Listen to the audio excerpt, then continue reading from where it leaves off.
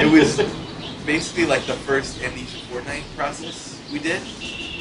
We were able to like just shut the company down for a couple weeks during Brutal Legend and break the team into like, how many did we do the first time? 4? Yeah, we did like 4 projects, and I was chosen to be one of the like people to do it, which was awesome. So I was terrified and had no ideas at first, but we had like a month or something to come up with it. So yeah, the idea was to use a lot of the Brutal Legend tech that we had been working on to make this tower defense game where you're just on the field and you can run around and you're more of a participant in the tower defense game rather than just a passive observer. The original demo that we made didn't have like loot or any of that in it, but it was sort of after when there were talks of like, you know, somewhere late 2007 and like what, you know, we had this demo and we're like, what are we going to do with it? It was just like 4-player co-op tower defense where you're, you know, very similar to the game is now.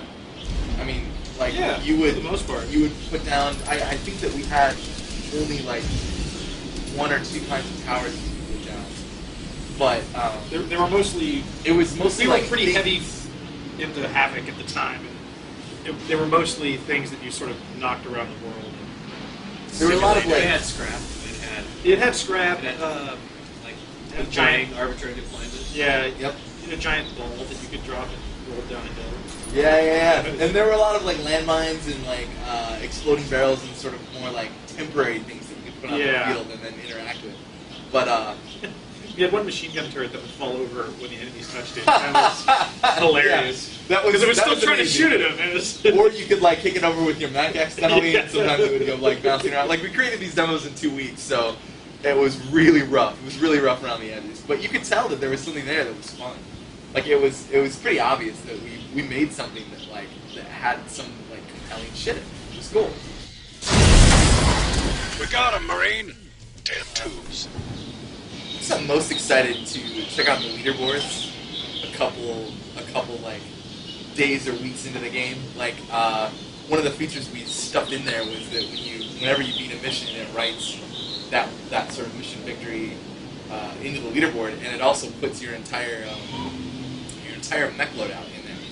So when you browse the leaderboards, you can just click on anybody's name on there, and it'll show you like in a mech bay. It'll like show you all the parts, like their whole mech loadout. So you can see what weapons they're using and like what paint job they have and like what hats and jackets people like and like all this stuff, because it'll show you the full mech and the Marine standing next to it. So I think it's just it'll be cool and fun to sort of like see what weapons people are using and what people are liking and stuff. I'm looking forward to the game fact / speedrun community playing Trenched and listing out exactly the ultimate way to defeat every mission with 1, 2, 3, Because some 4 of the players. missions, the last couple missions are really hard to like get the gold medal on. Like you need to have really good gear and have your mech configured in a very specific way, and just seeing people try to like tackle these challenges and like that and multiplayer. Like I really want to see people like going into missions with builds that would not normally be viable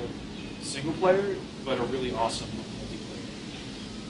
yeah, just taking the more support role, bringing some like some things that would be hard to beat a mission single player, but really help out multiplayer. Yeah, that would be awesome.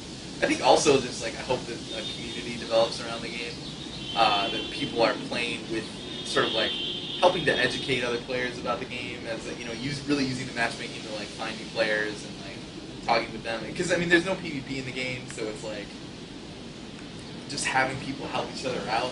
I don't think hatred can come out of this game. There's so many of the PvP games where people just straight up hate each other playing those games, and it's nice that Trench will hopefully not contribute to the vast amounts of hate that take place through the internet. Oh yeah, we want people to send questions and feedback on Twitter @TrenchedGames, and that'll get to us, and we'll give you a shout out on